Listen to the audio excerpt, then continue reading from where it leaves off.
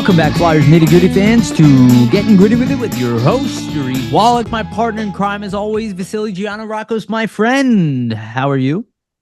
Doing good, Yariv. Almost like there's nothing to talk about, right? Yeah, No right. interesting news or anything like that breaking for the Flyers.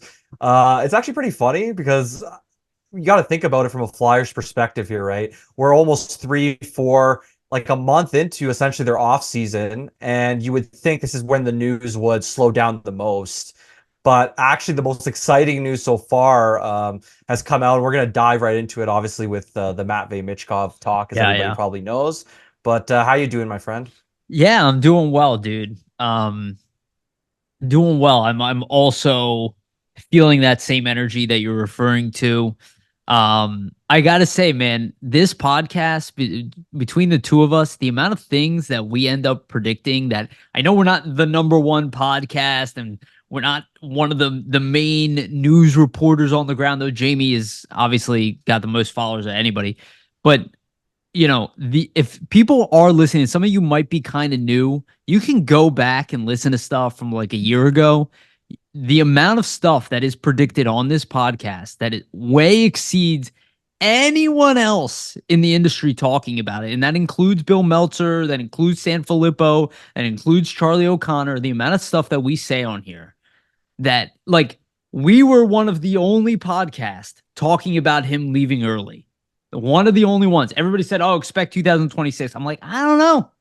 I don't know about that. I was like, if I was the Flyers, every single year, I would be working on getting this guy here. Right? We've been saying it for a while. We both agreed on that, and we are trending.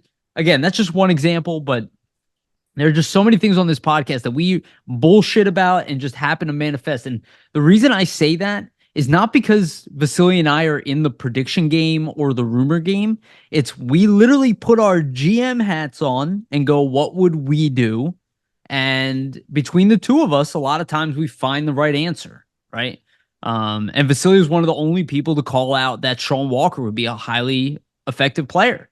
Like, I didn't even predict that, but you were like the only person I listened to that was high on Sean Walker. Everybody else was like he was a toss in, but you were like, no, I don't know. The guy seems like he has value. So, if you're new to the show, and we have had a lot of subscribers of late, definitely keep that stuff in mind. We're wrong, obviously, sometimes, but sometimes we just really hit on point of stuff like way in advance, and we'll do it like months in advance.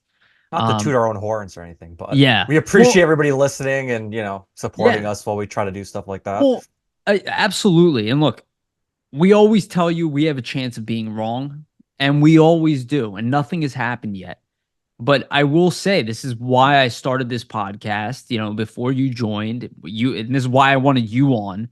There's a certain mindset that I wanted out there in coverage that I quite frankly I don't see from any other podcast.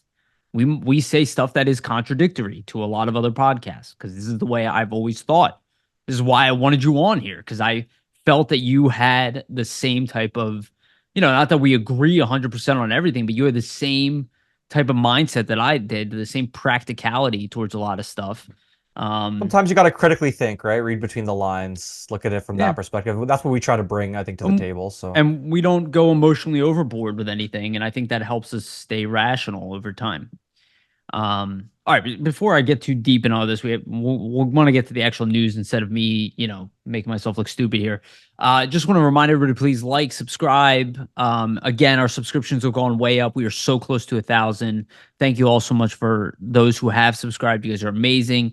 If you are listening, you have not subscribed, please do so. We really want to get to 1,000. We're getting super close, so thank you all. Again, follow us on iTunes and Spotify as well. Give us a rating there if you can, and follow us there. Also, a great way to the best way really to support this show, and also hit the bell on YouTube to get notifications on when every episode comes out, usually Monday, Tuesday, or Wednesday, depending on what the schedule. Again, we waited a little bit longer. We were hoping there'd be some Michkov news breaking.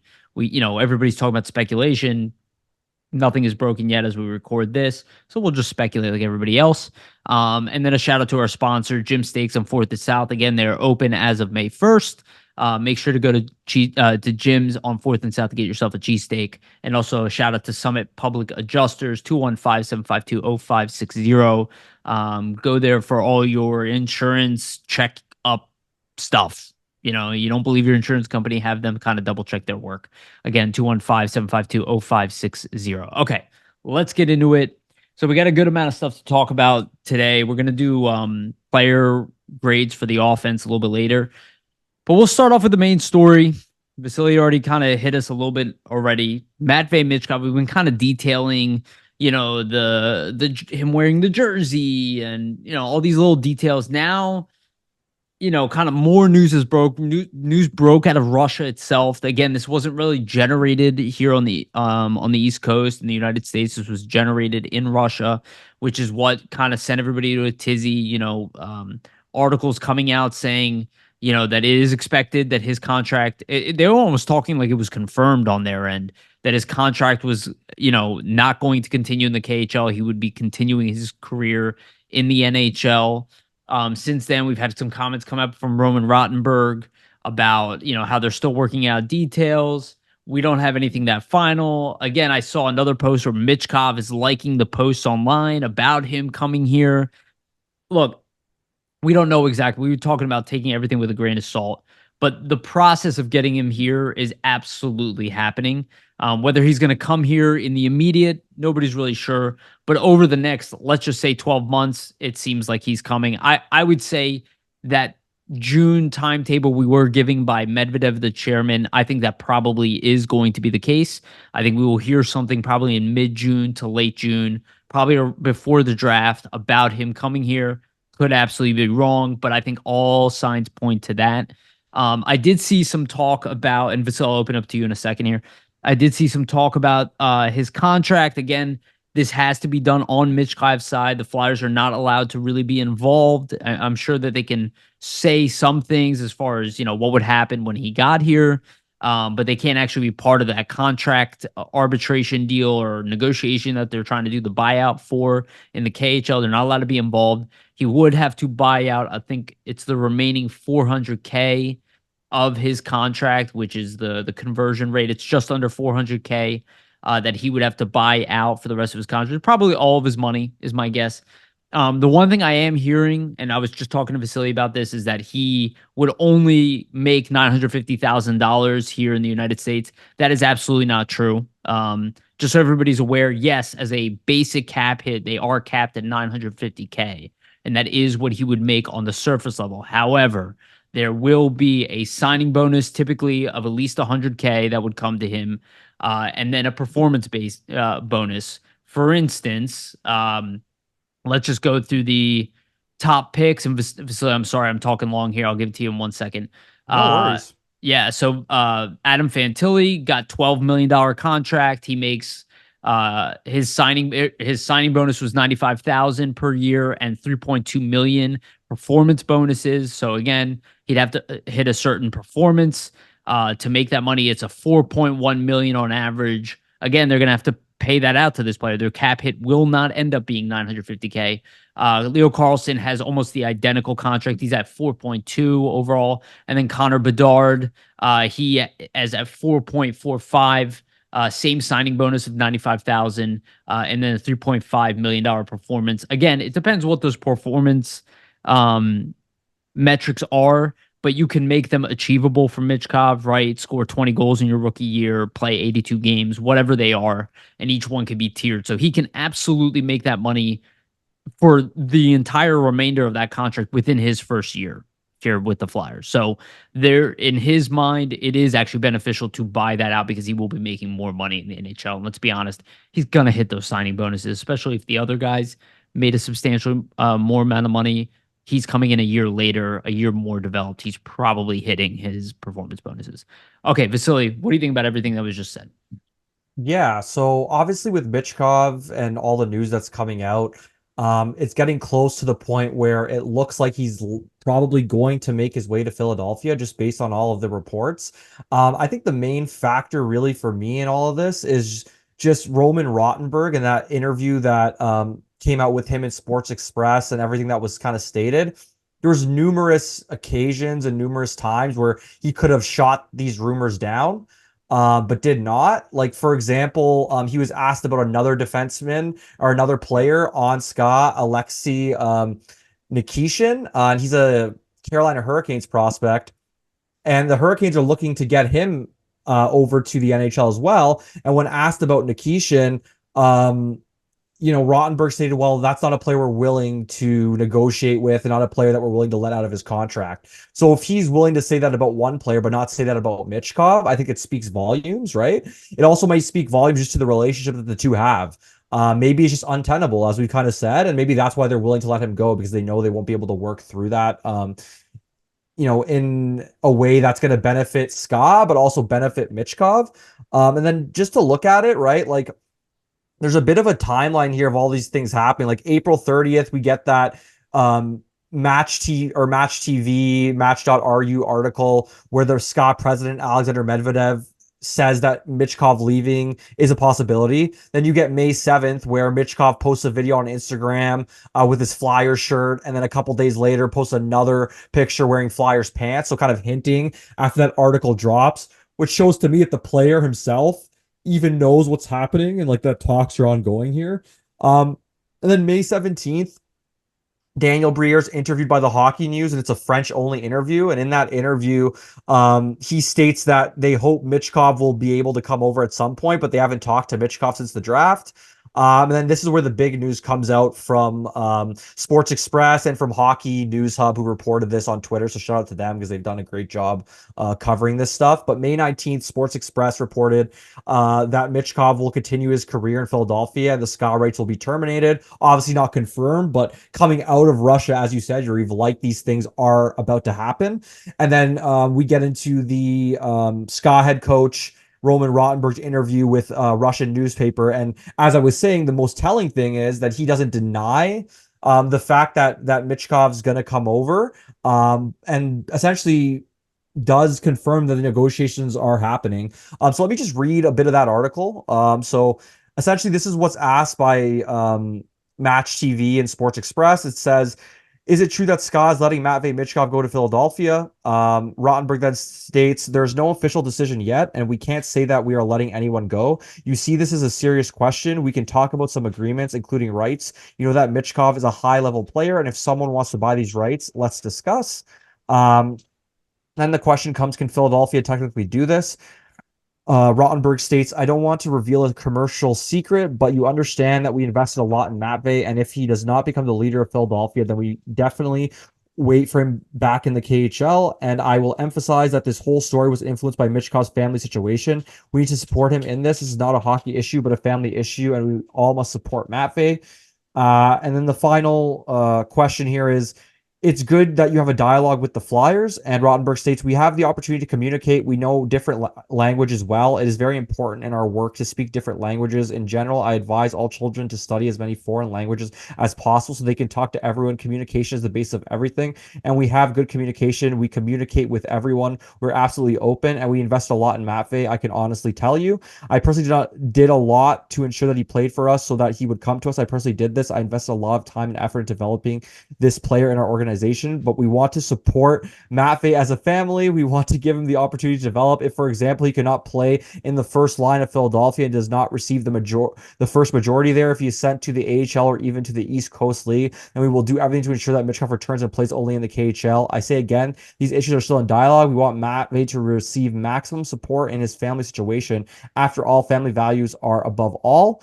And with that, why do NHL clubs regularly send players with their contracts on loan to the KHL, but we cannot do this? Legally, this can be called differently, but that's practically what we do with Michkov. This is such an example. You can call it whatever you want. However, if he does not play in the first line of Philadelphia, he will not return. He will return to us. That's all. So I just want to clear up that first line situation. Essentially, like that's the translation kind of being wrong in a sense. When he says first line, he doesn't literally mean that, okay, Michkov has to be a first line player for the Flyers for them to actually allow this termination to go through. Essentially, they just want to ensure he plays in the NHL, not the AHL. And if so, then he would have to come back to the KHL, which is understandable, right? They want him to go there and make an impact in the NHL. And I would doubt the Flyers would ever send Michkov to the NHL or to the AHL and not play him in the NHL if he was to come over. But what I really think with the whole article and really the whole interview with Rottenberg shows is that he had ample opportunity to deny this, as he did with the other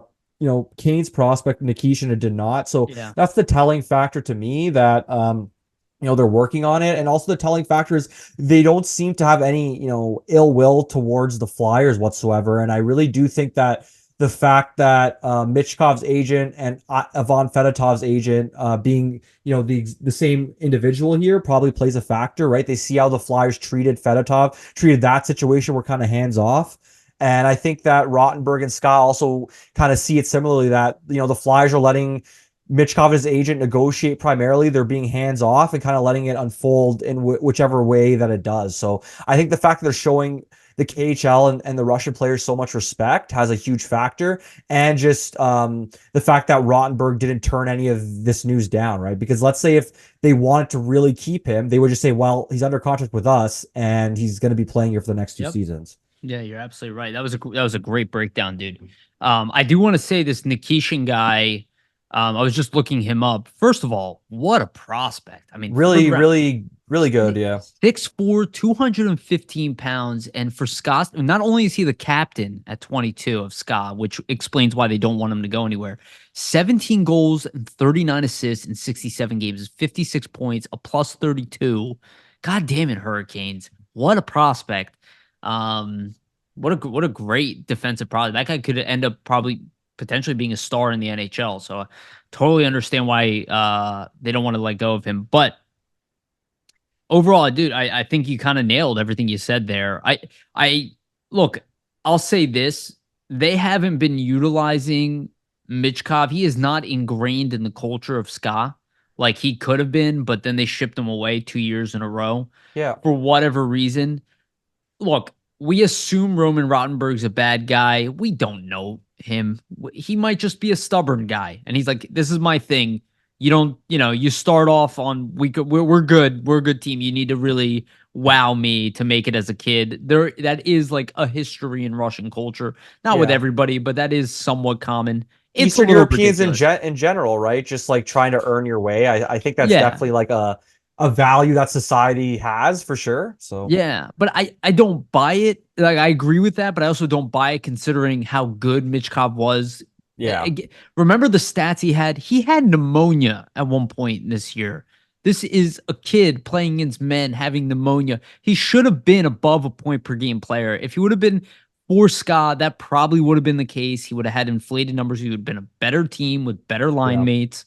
So this is a guy who would have shattered the records. Okay. So it's a little weird hearing him say how much he cares about his development, no, you came in after the fact that he played less when you were here. Now maybe he said, oh, it was best for his development for him to go play in Sochi. But look, I think all of that points in a positive direction. And I think we both are leaning towards the fact that he's going to be here this summer. Outside of that, we don't really know much yet. I wouldn't jump to be like, just because we heard news that it's going to happen overnight. I think we were hoping for that optimistically, but I think it's really going to take a little bit more time to work through these negotiations. And quite frankly, I wouldn't be surprised if one day he just shows up, right? Like we're Yeah. not told as an announcement. He just shows up in the United States because there's still a visa Well, process and everything I beyond think that. it's going to be a very hush hush situation. Like I don't expect to hear much more news at this point Like now. Fedotov, right? Yeah, exactly, right? Like we didn't know Fedotov was coming until, oh wow, he's here, basically. Right. And I think that's where this is essentially heading. And I think the Flyers are going to let it kind of go in that manner because I think they want to be hands off in a sense where they don't want to get too involved. And Right. it's something Absolutely. something falls apart due to that, due to their involvement. It's kind of almost in Michkov and his agent's court here. And then Yeah. from that point, the Flyers will do what they can to accommodate. For example, like if Scott has questions about, okay, how would you utilize this player if he does go to Philadelphia? And I'm sure too with the money situation because 400K, I mean, it's not nothing for It's a basically lot a of kid. money. Yeah, It's a lot it's of a lot money. of money for him, and it's a lot of money for his agent. Maybe there's some sort of agreement where the agent's fronting the money, and then later on down the line, when Michkov makes a lot more money, he repays him. I mean, who knows how these things work, right? I'm sure there's a connection between Michkov and the agent, or there may be some conversations like with Michkov's agent in the Flyers. To your point, Yariv, where they say, "Hey, like, don't worry about the money as long as you guys can." pay that and terminate the contract, then we can figure something out with bonuses, figure something out with endorsement I mean, deals down the line. he's getting a similar let's be honest, he's going to get a similar contract to Carlson, Bedard, and Fantilli, right? Yeah, With the exactly. Who also have those performance bonuses ingrained within their contract. So there's that factor. Like I think if anybody's concerned about the money, I wouldn't be too concerned. 400,000, like we said, it can be a lot of money, but I think there's ways the Flyers are navigating this and ways that Michkov's agent can navigate this where it doesn't become a hindrance and they kind of let 400K almost stop him from coming over and then have to, go back to a league that he might not really want to go back well, to.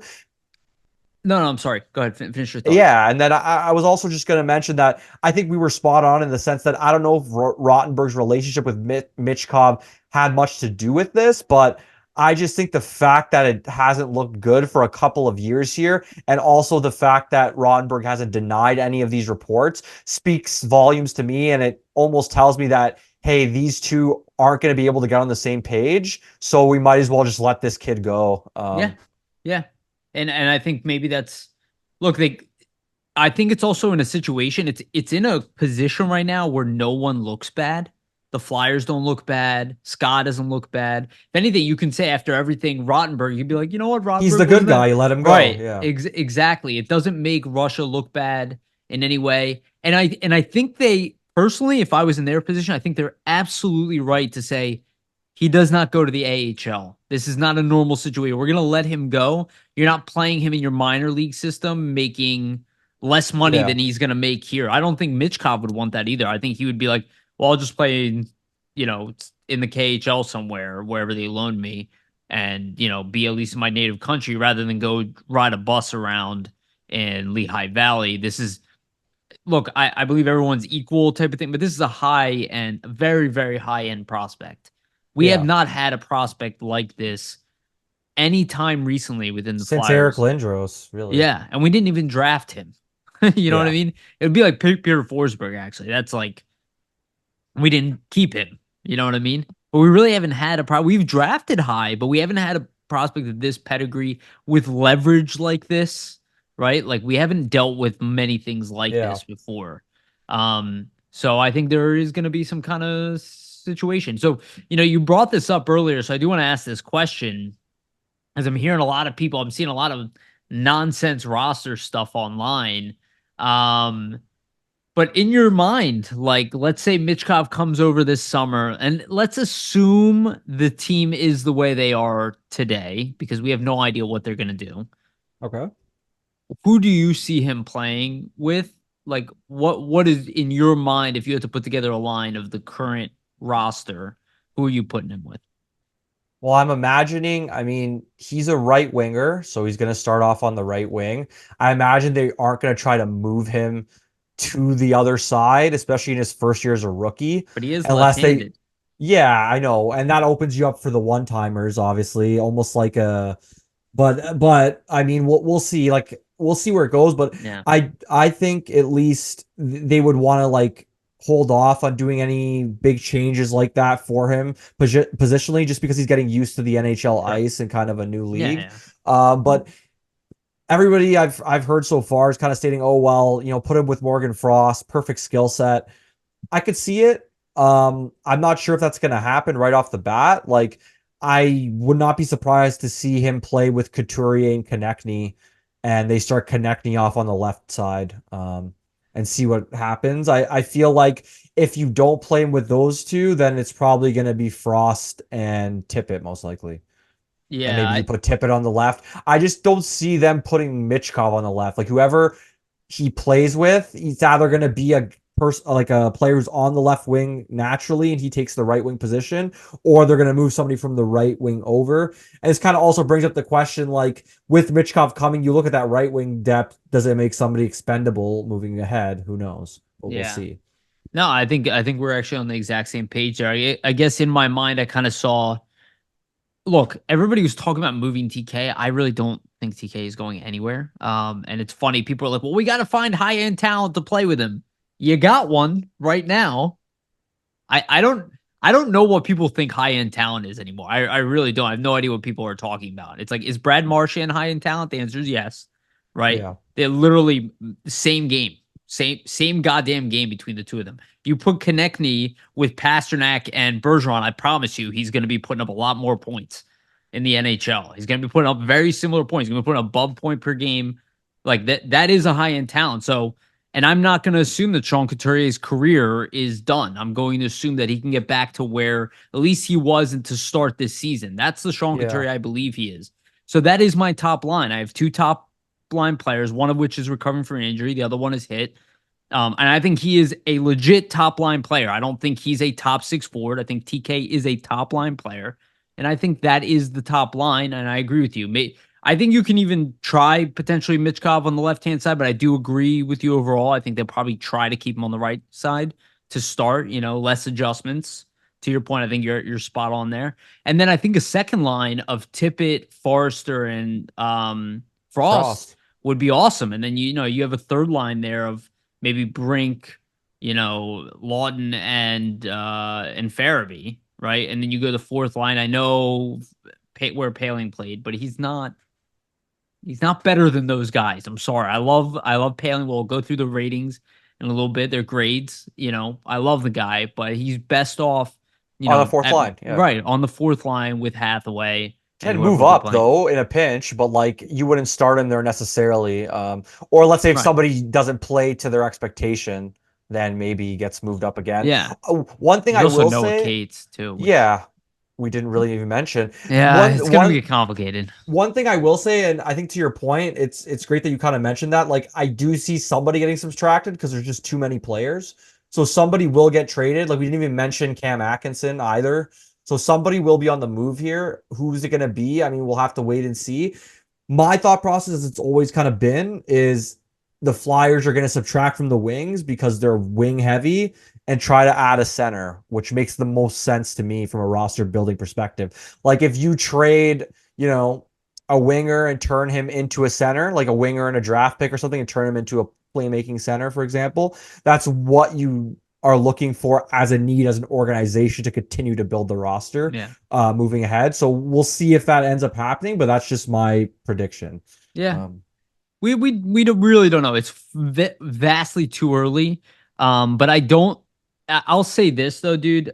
I don't think that the Flyers are going to bring Michkov over and start making deals to build around Michkov. I think they're going to be like, he's 19 years old.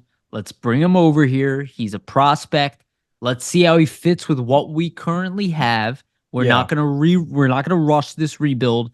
We're still a year, and again, the contracts all bear that out, and you can see there's 10 million just of dead injured cap space, like above 10 million that needs to come off the books.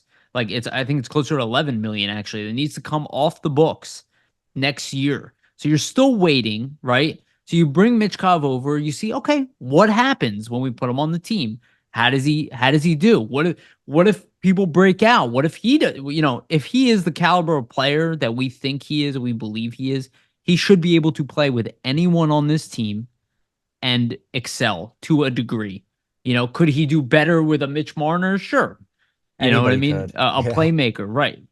But I also think like whether it be Couturier or Frost and TK or Tippett or Forrester, that's enough talent for you to perform with. So I think that's going to be most likely the case scenario. And to be honest with you, what I think the Flyers might do is, maybe sacrifice wing depth for defense. I think the Flyers will look to shore up their D more than they will anything else in this yeah. offseason. It's definitely possible. And I think one thing too that people have to look at is they might not want to trade people in the off season. Like for example, they might want to say, okay, we have some people that are UFAs. Let's see what they do. And then if we're going to trade them, we'll do it at the trade deadline. Like nothing's technically finite, right? Like there's Right. there's really no pressure for them to say, oh, like we have to trade Travis Konechny right now. Let's say they try to sign him, for example. the negotiations don't go the way they want, they may say, well, let's wait. Let's see what happens this season. Let's see what happens at the trade deadline. Let's say he doesn't have a good start to the season. That could even make the contract negotiations cheaper for them down the line. So there's a lot of avenues to take. But like you said, at least with the Konechny thing, because I saw that rumor as well, I would expect him to get re-signed. I wouldn't really expect him to get moved, because what you're doing is you're subtracting a guy that is really talented, that could play with Michkov and could help him. And then now, who are you going to replace him with, right? It all depends what the trade is for. Like, if you're trading him for another very talented player that's, let's say, a center and it fits your need, then I totally get it. But if you're trading him for like a package of draft picks, which is what a lot of contending teams are I going to want saw to, that. but that's what a lot of contending teams are going to want to do. Like, for example, right? If you're a contending team right now and you want to add something to put you over the top, you didn't win this past, Stanley Cup, are you going to be wanting to subtract No, players from your roster that would be no, beneficial to you winning? No, you're going to want to give nope. a package of prospects and picks to get that I other player. I So, guess the counter to that is if it's not even a contending team, that maybe it's more of a bubble team that's like, oh, we have an excess of defensemen. I'm just saying. yeah. And we have a number two defenseman. We're willing to move that number two defenseman for a guy like Travis Konechny in a swap because we love what he brings with his intangibles and all that stuff. And the Flyers are looking for another top four defenseman, right? So it's like, yeah, I could see. I just don't see it. Okay, that is not on the top of the list for a guy to move out. Like that is not. I don't think the Flyers are going to be doing that. I think they're going to be looking for reclamation projects still for one more year. They're going. This is a rebuild. That you wanted a rebuild. This is a rebuild. It's not the fancy shit that you really want. The fancy shit is Michkov, Yeah. Drysdale, or what would have been Gauthier. That's the fancy shit in the short term. Then again, in a couple years, the Flyers will have a humongous amount of cap space. That's when the fancy shit kicks in. Like that's where you can get really creative. Not when you're still not even sure where you are with your lineup. You know what I mean? Yeah, they're still building the team, right? I'm kind of trying to understand, okay, where do players fit? How do they fit into the, game plan and the system that we're trying to implement every night? So I think it's really still a work in progress, but Michkov obviously a huge piece to that. If he can come over. And just to wrap it up with the Michkov stuff, like I would not expect to hear much news going forward. Obviously, we don't know when things are going to happen, but I think the initial report of okay, around June 30th. I think that was mentioned for a reason because there must Yes, be some I think sort of so too. insights. I'm not exactly Start a sure when. KHL, start a No, KHL season, not start a preseason. KHL season, but their off season obviously begins and their signings happen earlier than the NHL because their season Right. starts That's late to mid okay. August. So I think all that stuff starts to happen for them like beginning of June, mid June. So that would make sense, right? I That think so they're too. trying Yeah. they're trying to, figure out their rosters, get things set. If you're a KHL team, if you're SCA. So you're gonna want to know, okay, who is on the team going forward, who is not, right? So I think that's why maybe June, like mid-June, is probably when we hear something. But obviously, I mean, something could drop right now. Who knows? Yeah. Yeah. And look, it could happen later in that date, like in the middle of the season. That's also possible. I don't think it's likely. I think they're gonna want to figure this out and not have it hang over people's heads and where is he going. I think we're gonna I think it's all but settled that this kid is coming over here. He wants to come. The team is willing to move on from him. That means you just need to figure out some paperwork and logistics. The Flyers are not setting some kind of ridiculous standards. Like, oh no, absolutely not. You don't. I think it's going to work out. Just be patient for now, and I think we'll hear it when it's done. Yeah. All right, let's move on to some other news. Unless you have anything else to say about Michkov, even though I could talk about him all day. Okay. All right. So the next piece of news we have is Alexei Kolosov. There was a rumor that broke out, and this is from Belarus. I forget the website, but it's coming from Belarus, where they're essentially saying that Kolosov is unhappy in the U.S. And even though he was here for a very short period of time, that he is not planning on coming over. Um, I'll say this: I don't believe that. I barely even batted an eye to that article. Could be true. I have heard, and this is a shout out to the fourth period. They had an interview with Armstrong and head of director of player development for the Flyers. He did say he did not hear anything different, and that he does expect Kolosov to come over. Again, it would not make sense. You have 2 years left on your contract. You can't just go home. Yeah, even so if you're homesick, unfortunately, it's just yeah, how it and works. also, why would you give up on playing in the best league in the world after a month?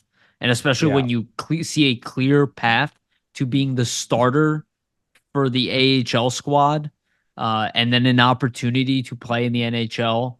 And also the thought process, Fedotov did come over, like not a fellow country mate, but a fellow KHL goaltender. You'd think they would kind of be together in the off season and training together. That's kind of what I expect, not that he stays home. What are your thoughts?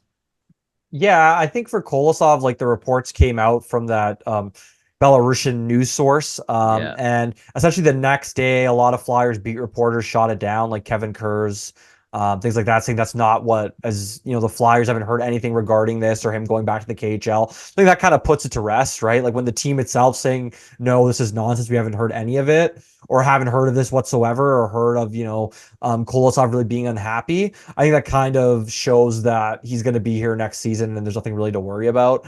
Um, Also, there's really nothing he can do legally, right, to get out of the contract. Technically, he has to, play for the Flyers. If he was to evade the contract and go back to the KHL at any point that he would come back to the NHL anyway, the contract would be told and the Flyers would still have his rights.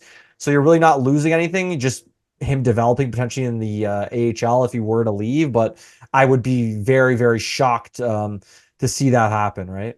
Yeah, yeah, absolutely. I really would not. I don't anticipate that. I expect him to be with the Phantoms next year and probably playing 50% of the games and splitting time with Cal Peterson. And we do have another. This is Anthony DeMarco who came out and said this. Again, we already said this on this podcast. We did not think that this would happen, but obviously Cal Peterson is most likely not being bought out by the Flyers. Again, there is no reason to buy him out. That you're not competing for a cup, so why are you desperately freeing up cap space, especially when you don't have that many goalies? And he did play well for the Phantoms in the playoffs. Like, why are you spending in excess to and having you're gonna pay money to a guy who's not even here, when you don't need the cap space, and then you're gonna be hampered with another, 1.6 million next year or whatever, 1.5 million next year, you're gonna have to deal with more cap. Like, why? Why rush into these things? And that's also why I'm a little mixed on the Cam Atkinson thing, and we can talk about that too. But that is the report that has just come out. But I would not expect Cal Peterson to be going anywhere. I do expect him to be either the starter or the backup, but probably splitting time with Kolosov 50-50 next year. Yeah. I'd imagine, he might be more in a backup, like especially if Kolosov outplays him. I don't think the Flyers would be adverse to Let's that. hope. I just think that it would be unwise to buy him out. And even though you get the savings, first off, you buy him out and then you extend his cap hit even further for next year. So you're Right. you're getting some savings, but then also you're not getting the full savings of just going through this year, having him come off the books. So why even put yourself in that position when it's likely that the Flyers are going to try to be a more competitive team in a couple seasons from now versus next season, right? So you're almost setting yourself up for cap failure in a sense and kind of hurting yourself from a cap position. But also, you'd want Kolosov to have a veteran to rely on, right? Even if you don't think Peterson is the best goalie or anything like that. He can be a good AHL goalie. We've seen it. And just, having a veteran guy there for a goalie that is essentially new to the North American game, new to the AHL, I think it could be beneficial for him. I did want to mention something actually about Michkov. This was actually tweeted by Hockey News Hub a couple of days ago, and it's pretty interesting because nobody's really brought it up at all. Oh yeah, But sure.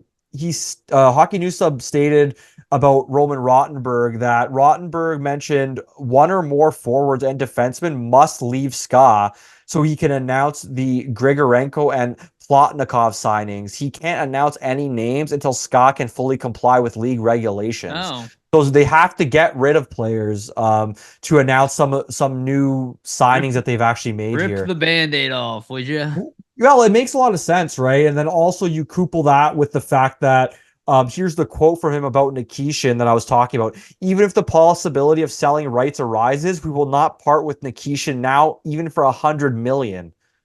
So basically, they said for nothing. They won't part with that guy for anything. So it makes me think like somebody's got to go. If it's not going to be him, it's got to be somebody. Yeah. So that kind of almost points to the I Michkov one news I th even more, right? I think that's absolutely ridiculous. You would absolutely part with him for $100 million because you're only keeping him for 1 year. I think this is a reflection of the difference. If you think about who the GM, not the GM, even the owner for the Carolina Hurricanes, and how that guy has Tom Dundon, made, yeah. yeah, made Brindamore wait for his contract, and not want to. And we have a player that's coming up, like he's cheap in sometimes in a very good way, but he's cheap and he's stubborn. Sometimes he's right, but I could see how that would rub the Russians the wrong way. And I think that answer is a reflection of their relationship with the KHL, with Ska, where you look at the way Danny Briere and Keith Jones have handled their relationship. I think it's a reflection of that as well. Because to say, again, they have 1 year left on this guy's contract. He is a huge part of their team. He's a captain. He's clearly their best defenseman. So it's a huge loss. He's only 22 years old too. This is pretty high end prospect. I'm And surprised I their haven't heard of it. captain. Yeah, I'm Yeah. surprised I didn't hear about him till recently. But um, you know, it seems like a reflection of a relationship between the two sides. You know, and at the end of the day, everything is relationships. That's why I also don't buy that Kolosov is just fucking off. Part of my French, and to go Bell Yeah. resolve. It's like, really, you gave this guy an entire year to go home, and he's just like, after 1 month, he goes, "Yeah, I don't owe you anything. Bye." Yeah, Like, exactly, right? Like you paid him an NHL contract essentially so you could get 1 year off his ELC, so then he'll get paid even earlier. You helped him out in that regard, so you would think that he's not gonna do the opposite to you and kind of fuck you over and leave.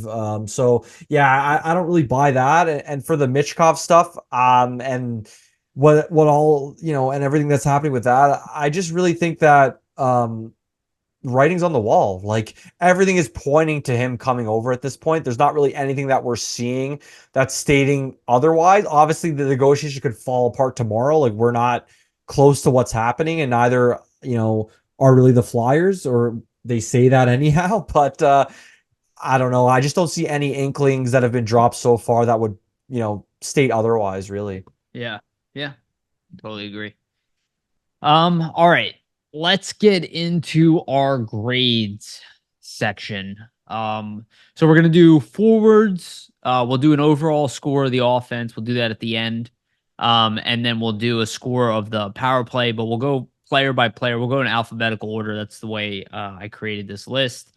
And Vasili and I will alternate, and we'll say why we gave them specific grade. And then most likely next week, unless something huge comes up, we will continue with the defense and goaltending, and we'll do exact same type of format.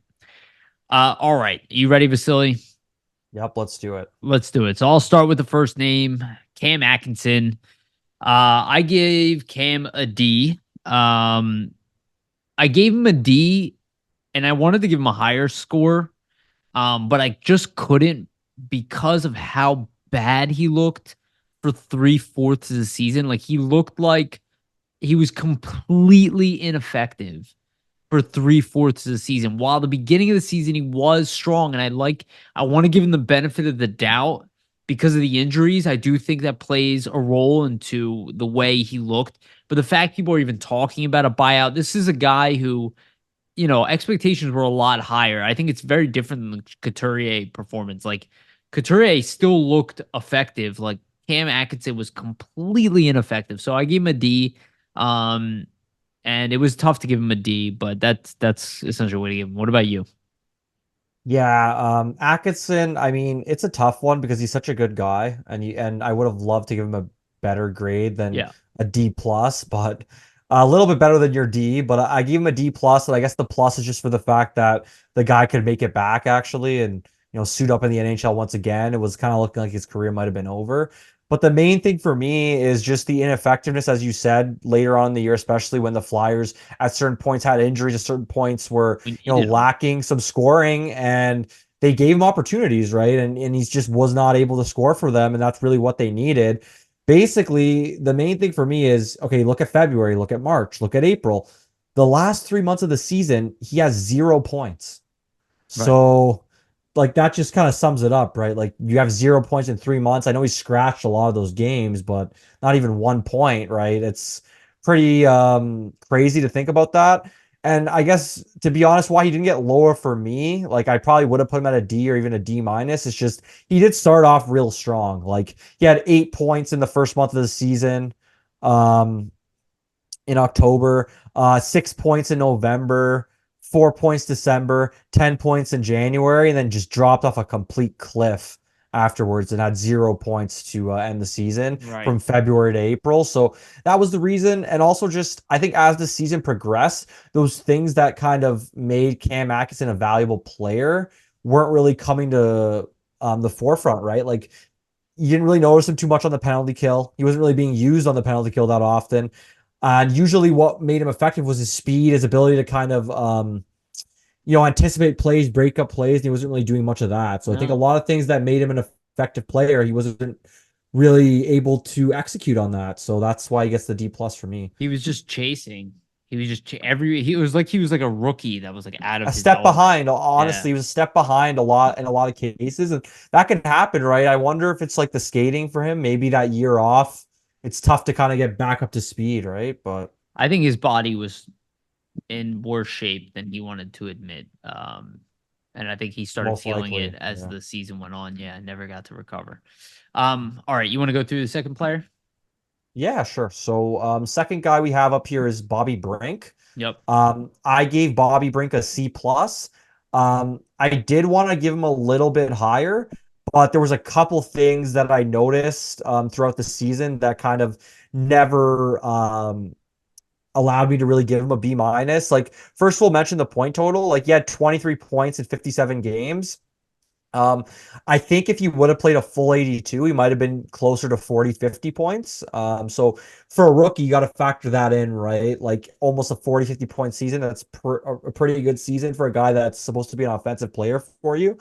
Um, but what really kind of made me give him a C plus and not the B minus is some of his defensive play and just like the work that he has to do there. I think John Tortorella was completely valid when he said that Brink needs to learn how to check a lot better. I think that's definitely one of the areas of his game that you look at and will need an improvement, right? If he's going to be an effective everyday player at the NHL, like, he's going to need to be stronger on pucks, stronger in board battles. I think, especially in some of the crucial games where it was getting to that playoff like atmosphere, you saw that it was tough for him to win a lot of those battles on the boards. And I think that might come with just the size, needing to, bulk up a little bit with that. But I would expect Brink, to have an improved season next year and kind of build upon the rookie season. So, Sure. Yeah. I gave him the same score, dude. C plus. And for the exact same reasons. I thought offensively he had a good year. I'm still high on him, but yeah, agreed. defensively, he had shortcomings this year, and not even just defensively overall, just physically, he seemed like a burden at times this year. And he was a negative at times in a two-way sense. And like even when he was getting played at times at the end of the year, I was kind of like, ooh, like I actually wouldn't have played him today. Um, but I still am high on him. And I think offensively he did very good for a rookie. Yeah. I think he was in some ways ahead of schedule, in other ways he's behind. So it's like this is the guy who might even start off in the AHL next year, and then make his depending on roster space. But I do expect him in the NHL next year. It is promising from an offensive standpoint. He does seem to have high end potential on the offensive department, but you gotta have a good two way game to really play in the top six in the NHL. Um, Cool. Next player, number 3 on the list is Noah Cates. I really wanted to give him a higher score. I gave him a C plus, really because of his defensive play at the end of the year. His injury definitely held him back. He wasn't playing his best prior to that injury too, and it took him a while to get back. I thought he was very good at the very end of the season, like excellent. Especially when he started off with Paling and Hathaway. And then playing with Coots and all that. Like I really loved his game, even though he wasn't putting up a lot of points. He started playing like the Kates that I know. That's really why he didn't get like a C minus from me this year. So I gave him the C plus because of his play at the end of the year. When things got more intense, his game actually improved. So I would like to see he's like a B player for me at minimum normally. So me giving him below a B for a guy who does everything well, I think it's actually a pretty low grade. So what did you think about Noah? Yeah, it's funny. People are gonna think that we like compared these, which we didn't at No, all. but We I looked at just yours ahead of time. I was like, we have like the same grades for everything. It's yeah, it's hilarious. funny. Like I sent mine over to Yariv, and he was like, "We have like the same grades." I'm like, "Oh, that's hilarious." Even though we didn't actually go through or compare, Yeah. but I gave Kate a C plus as well. Very similar to your reasons. I mean, the main thing for me, like his defensive play was never a burden. He was always, played well Yeah. defensively. There was a couple times to begin the season where he had some uncharacteristic giveaways, and then after that, really corrected that and kind of showed his defensive prowess Yeah. again. But it was more just the offense, right? Like we expected this to kind of be a season where, not to say it was going to be a breakout for him offensively, but maybe get close to that 20 goal mark, right? Like he had 13 goals last season in his essentially rookie year in 82 games and 38 points. And although we got injured this season, he still played 59 games. And in that 59 games, only had 6 goals, 12 assists for 18 points. And even if you add on, let's say he never got injured, right? And he ended up playing around an 80, 82 game season. Like the chance that he was going to get almost a point a game in those final 20 games, like, or those 20 games that he missed, I think were slim. So I think he was kind of always on track to miss and come in under that 38 points that he hit in his rookie year. And that's kind of why he gets a C plus for me, right? Just didn't really take that step offensively. Though I will point out, and like you said, Yariv, right, to end the season and when the chips were really down was the most crucial part of the year for the Flyers. He did step it up offensively, right? He had 3 goals, 2 assists, 5 points in the final 7 games.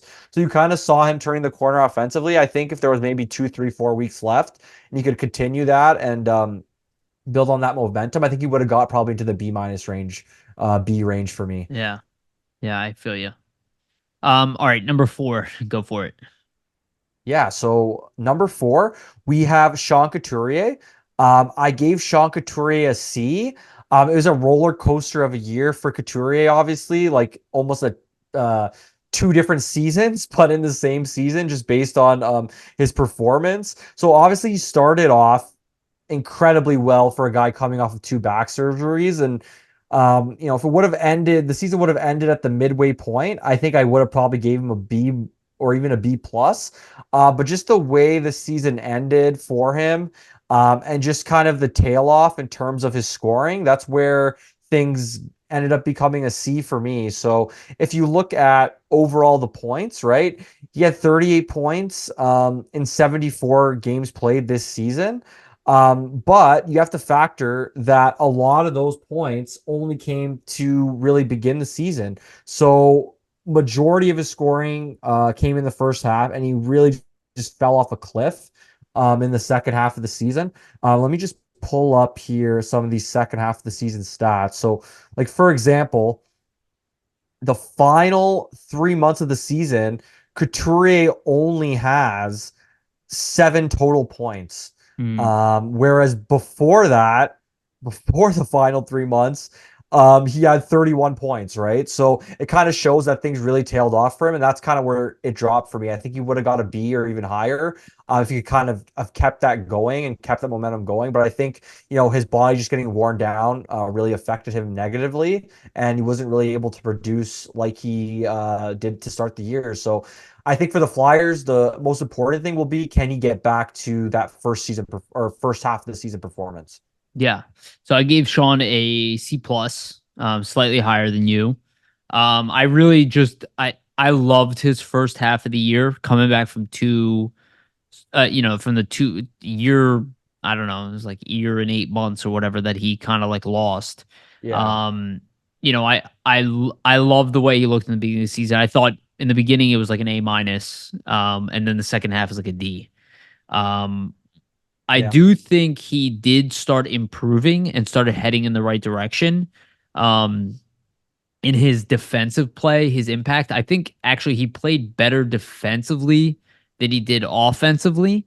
I don't think he was a burden at any point. That's why I give him like a C plus. But obviously, this is not the Sean Couturier that we have grown to watch in the second half. It was like watching a whole different player. And I think we're both under, the thought process that that he probably will rebound in the offseason coming into next year. But yeah, slightly higher than you, but pretty much the same thing. Okay, number 5 on the list, Nicholas Delorier. I gave Delorier C plus. I think I graded him a little bit high just because my expectations for him are pretty low. I don't. I said it in the beginning of the year. I was like, no one said that Delorier needs to play every game. I don't think he was brought in to be that guy. I think he was Yeah. brought in here to be a physical presence. I thought he did a very good job in that aspect. His actual job, which was to come in here and be physical. And it's not just fighting, but hitting people, being intimidating. He had some big fights this year, momentum changing fights. He played adequately. He was never really a burden to the team. Defensively, offensively, he was somewhat of a burden. Ironically, Couturier allowed him to get his only goal of the season. And Couturier didn't get an assist on that, which still confuses the hell out of me as why he didn't get the assist on the Delorier goal, um, which was in the second half of the year, so it makes his stats look even worse. But I thought Nick in a enforcer role could have been better, but I don't think he was bad. I will say I still think the Flyers will try to move on for him before his contract expires here. But I think as a 13th, 14th forward coming in to be physical against those tougher opponents, I think he's still effective. And I think he has a great personality on the bench. And I think he gives confidence to other players around him, knowing that he does not get intimidated, which is quite obvious. And I think Hathaway has that appeal as well. Only Hathaway's a better player. What do you think about Nick? Yeah, for Delorier, I did kind of grade him on a higher scale just based on like what he brings to the table, what his skill set is. Yeah. I gave him B. I mean, as a fourth line player, what can you really ask more from what his role is? He's a fighter. He's essentially playing that fighting role for you. He's not going to give you much offensively. He's not really going to give you much defensively. His job is to fight other guys, and I mean, he did that pretty effectively. I can't really say there's a fight that he lost definitively all season. Yeah. Maybe the Rempe fight, but not even. I think he held his own and even brought Rempe down. And Yeah. that kid is huge compared to him. So I Yeah. think if you look at just Delorier and what his role is, what is he? He's a fighter, and he accomplished what he set out to do pretty well. What the team was, asked of him. Right, whenever something happened, he needed to stand up for his teammates or felt the need to kind of change up the momentum and maybe have a fight to do that. Typically, he was the guy doing it and was the guy kind of right there leading the charge in that situation. So that's why Delorier gets the B for me. Yeah. Well said. All right. Oh no, I'm sorry. It's you. Yeah. Next So one. next Number up, I 6. have Joel Farabee. And Farabee was a big standout for me. I mean, obviously, he didn't have the greatest end to his season here, but I gave him a B, and it's just for the progression that he showed from last season, right? Um, Most goals ever for Farabee, 22. Most assists ever, 28. Highest point total ever, 50 points on 82 games. And that's even playing on a team with a terrible power play. So you could just imagine what those numbers might have hit if Joel was playing, on a team that even had a top or even had like a top 20 power play, right? Like between even 20 and 15 range. So I think that could have had his stats go even higher. And I think defensively, there wasn't really a ton of games where he jumped off the page in a negative way. I thought he was a really responsible player this season. You know, back checked really hard, forechecked really hard. I mean, there was that little kind of situation with Tortorella where he got benched for a game, but then turned it around immediately the next game and didn't really complain about it in the media, kind of just kept his head down and kept working. I think that also is a big telling sign for me, just to show the maturity level within Farabee as a leader on the team, right? He could have reacted a totally different way. So I think all those factors for me is why I gave Farabee a B. What about you, Yariv? Yeah, I gave him the same score. Though to be honest with you, like when he was playing at his peak and when he like essentially caught Tippett in points, um, he was an A. Like the way he was playing at certain points in this season, he was like arguably our best forward on certain Yeah, nights. So maybe I'm even grading him a little too harshly, but it's really because of that struggle session he had, for like I don't know, it was like a month maybe where he didn't have a best month. That's really what stopped him from being an A season. And I he's agree. he's up in the trade rumors and all that, but I was like if I can eliminate that one season, I'm not even, or that one month, I'm not even considering moving this guy, because he's doing exactly what I want him to do. I I I do think he could have played slightly better defensively, but I also agree with you. He wasn't necessarily a burden, but I expect him to be a very good defensive two-way player. And I think that's what he is a very good two-way goal scorer, point producer. Again, like I mentioned, in like a Jonathan Taves type of guy. So I expect a little bit more, and that's why I didn't give him like a B plus. But I am very happy with his season, and to be honest with you, I expect to give him an even higher grade next year, assuming he's with the team. All right. Next on the list, number seven, lucky number seven, Tyson Forrester. I have a feeling, I don't remember your score, but I have a feeling we gave him the exact same score. I gave him an A minus. Just look, he's a straight. If he did not struggle to score in the beginning of the season, where he was playing well defensively, and I was saying it even at the time, I was like, I don't see the reason to bench this guy. I agree with Tortorella. He's playing very well in a two-way basis. He just struggled to score. He would have led all rookies in goal scoring if he did not go through that initial, which is quite frank, we haven't had a defenseman like that. Like as far as a rookie goes, what he did for this team to literally be like, hey, this is star potential, like this is Mark Stone level guy. This is a guy who maybe should have been taken in the top 10 of the draft, not, in the later half of the draft. Like I think we're all thoroughly impressed with Forrester's overall game. And I give him an A minus just because he did not leave me wanting more. I didn't find myself going, man, if Tyson just didn't have that or whatever, like he's like, wow. I was like, wow, we're really onto something. And this might be the guy who plays with Michkov in the end, right? Like in a couple years from now. He seems like he could end up being that good. And it was really nice to have one of the top rookies in the league this year. Again, he is a little bit older than the other rookies. He's older than Bedard, older than Fantilli, older than Carlson. Um, but again, you look at the impact that Wyatt Johnson had for his team and how good he was this year. I mean, if the Flyers were a better team, how many points would Tyson Forrester put on this team if he did not have that struggle session in the beginning of the year?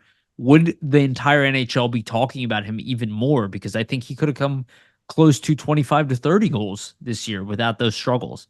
Having said that, he did struggle, and that's why he gets an A minus. Other than that, I thought he played great. Again, he struggled offensively. Yeah, so Forster got an A minus from me as well. So as you predicted, same score. Yeah. Um, but it's pretty easy to see why he got the A minus, right? Like, when was the last time any Flyers rookie even scored 20 goals? So that's my assessment right there. Just looking at that, and to your point, he scores 20 goals despite the fact that he barely even scores to begin the season, right? Like, what if he even scored like even one or two goals per every like 5-6 games to start the season off? He might even be closer to the 30 goal mark in his rookie year. So that was what was really impressive for me, is just the fact that he still hit that 20 goal mark despite the fact that he didn't really score. I don't even think until, what was his first goal of the year, until November 18th. That's wild, right? Like, he didn't Yeah. score his first goal till November 18th and still hit 20 goals on the season. Probably not a lot of, players that could do something like that. So that just kind Right. of speaks to And they were his big score. goals. I'm sorry. Yeah, a lot of clutch goals, a lot of tying Yeah. goals. They're not just garbage time goals, right? Like, this guy's scoring tying goals, games or goals in games where the both teams are tied and it's putting the Flyers ahead. So game winners as well. Like, he was coming clutch in a lot of key moments. So I think as a rookie, you can only be ecstatic to see that he isn't letting the pressure get to him, playing well in big moments, big situations. That's why he gets an A minus for me. And then also the defensive play. Like, he was never supposed to be a guy, or he was never touted as a guy that was going to be a really great defensive forward or anything. But if you look at the models, he's actually one of the top defensive forwards in the league this season as a Yeah. rookie. So factor that in with the 20 goal rookie year. And I think there's no way that you could have him lower than an A score. So that's why I had him in the A minus range. Yeah, fair enough. Fair enough. Yeah, I don't think he might be the player to have most enthusiasm about after this season, just because of what the expectations were going into the season and what he ended up producing. I think he exceeded everyone's expectations, including Tortorella. You know, we were high on him when the season before when he had 7 points in 8 games. We're Oh, like, oh definitely. shit. But the defensive play, like you said, is not something we expected. We didn't expect him to be one of the best defensive players in the world as a rookie. You know, we haven't seen something like that since Sean Couturier, maybe Noah Cates, but Noah Cates is never going to be, you know, Tyson Forrester level goal scorer and playmaker, stuff like that. So the combination of the both is a player you can build a franchise around, which is awesome. Um, you know, Yeah. So next up, I have Morgan Frost. yep, And Frost had an interesting year from a lot of different perspectives. Obviously, kind of some drama to start the season with not really being in the lineup and back and forth with being scrapped with John Tortorella, going into his office and kind of having a screaming match, and then being a permanent fixture after that, which is really hilarious if you think about it. Go yell at your boss technically, and now you're in the lineup to for the rest of the year when you were kind of not getting played regularly beforehand. But for me, I gave Frost a B. I think just the resilience that he showed this season is a big factor into why he got a B for me. Personally, I didn't think that Frost was going to be a guy that was going to get back into Tortorella's favor or really back into playing like meaningful minutes on the team.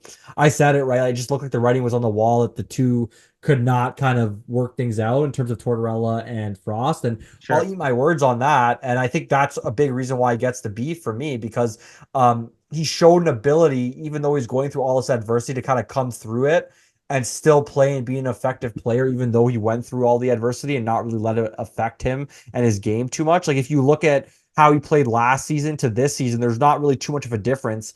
And he didn't really go through a lot of this stuff that he went through last season, this season in terms of the scratching and just not being a regular fixture in the lineup.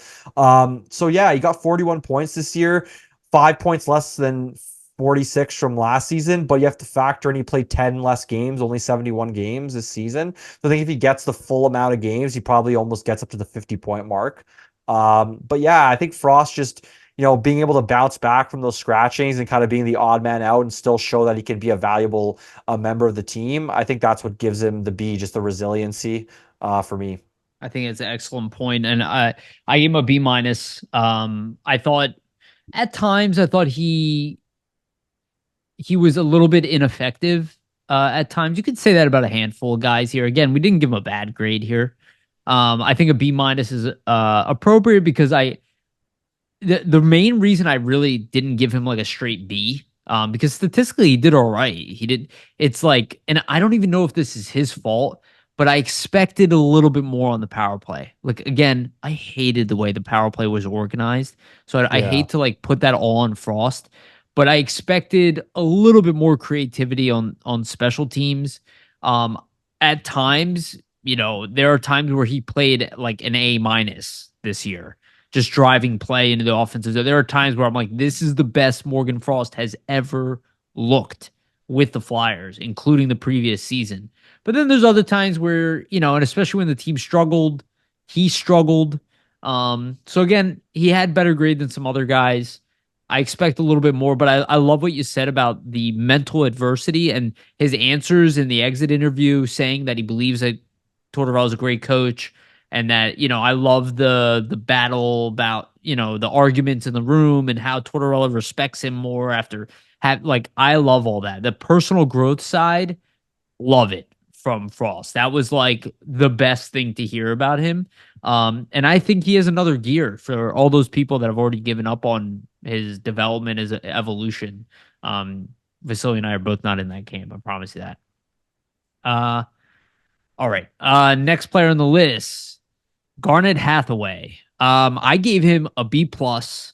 I thought he struggled offensively impact wise in the early portions of the season. And again, I never really expected him to put up numbers, but his second half, he was awesome. And I wish he was like that all year round. That's really what stopped me from giving him like an A minus. But he was exactly as advertised. Just effective in all three zones, helped on the PK, aggressive as hell, the attitude, the personality, all of it as advertised. I thought he was a great signing. I don't know what his future will be beyond this contract. I will say we probably could get a really nice return for him at a trade deadline, but he might be a guy who gets re-signed again. He is in his 30s, but I think he is exactly what we hope that he would be. So if he didn't struggle early on a little bit offensively and was a little bit more of an impact early on in the season, again, he was new to the team. I would have just straight up given him an A, but I think a B plus is appropriate. What do you think? Yeah, I gave Hathaway an A minus, kind of similar Okay. to Delorier in the grading scale. Like I wasn't expecting much from him offensively, but what are you looking for in terms of his game and what he's supposed to bring and what they kind of brought him in for? The main reason Briere stated that they brought him in was to help the penalty kill, and then you see the Flyers penalty kill go from you know bottom of the league to top five. Not to say that's all him, but he obviously had an He's impact part there. of, It was a big, yeah. yeah, he was a big factor. So that signing totally worked out and it totally did what Brea was looking for, right? Looking to boost the power or the penalty kill. And that's exactly what Hathaway did.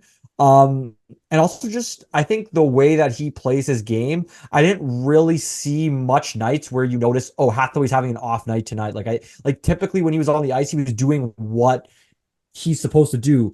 And mainly that's forecheck, chase pucks, be hard on pucks in the corners, crash the net, put the puck to the net. And I was never, looking at Hathaway's game and saying, well, he's really trying to be too much of a finesse player or he's trying to kind of play a more skillful game. He knows his role and he plays it well. And he did that for the Flyers this season.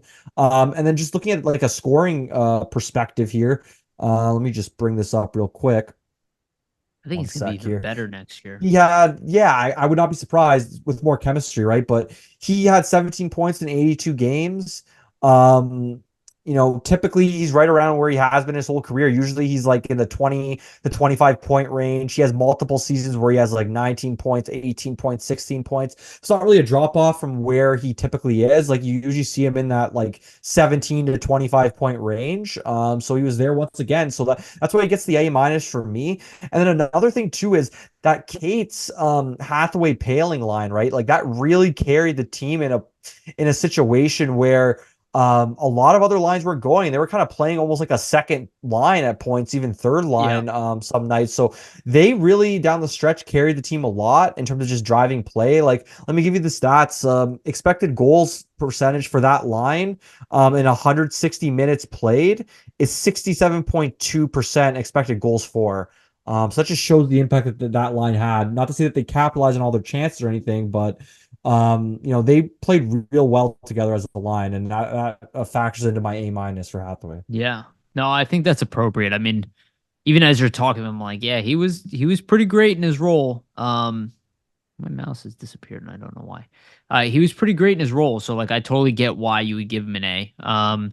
Again, I just thought he struggled a little bit in the beginning, and that's the only reason I didn't give him an A minus. But it's hard to disagree with anything you said. Very, very important Yeah, player we're in the pretty second half of the close. year. We're pretty close on the Yeah. Hathaway grade. And then Konechny's up next, so I gave Yep. Konechny an A minus. Okay.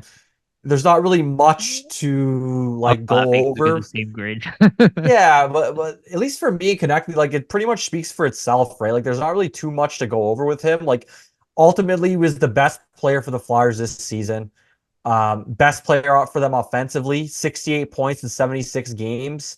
And that's even with, I think, a little bit of time where, coming back from that injury, I think he came back a little bit early. You kind of see Yeah. him Yep. struggling a Yep. bit, Yep. little bit. I think if he didn't get hurt, he probably has a point a game season here and maybe hits the 40 goal mark. So, just to look at Konechny, like he did everything that you would ask for a guy that you're hoping will lead you offensively. First off, he gets the most points for you on the team, gets the most goals for you on the team, and then also just at points where the Flyers really needed goals, really needed to score, he seemed to always step up.